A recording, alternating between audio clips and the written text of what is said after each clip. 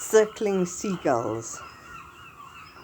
In Whitby, a crowd of gulls are suddenly circling, as are the pigeons, frantically flapping in alarm, fearing some strange foreign harm.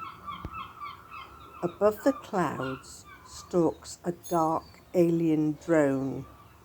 It rockets up, then swoops back down, and ominously circles this seaside town. Later, clouds darken and the girls on high warily hang back on the rooftops to cry. As the small planes slice through the sky, they are on no pleasure trip. They're not circling, admiring the view. They shoot past the shoreline with their invisible crew and their narrowed vision, clearly directed on a military mission. On the cliff edge, the herring gull young cry and shriek their needy calls. Fluffy brown chicks missing parent gulls. Tense beaks gape, eyes searching the sky. Poor things, they don't know why. Shadowy shapes are circling on high. Circling, circling without pause. Circling with no observable cause. One grey gull is stamping circles in the sand.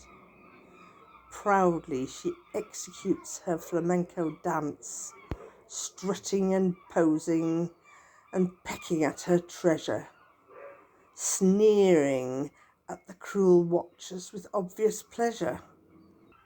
This food source is her resource and hers alone. Keep well away, she seems to say. Our silver seagulls are gliding softly in circles, catching the updraft round the cliff-top flagpole, sailing and floating in the warm summer air. I expect they don't care what flag is flying there, as long as the world feels clean and fertile with food they can share. Today, again, hundreds of gulls are circling. We don't know why they have gathered this way.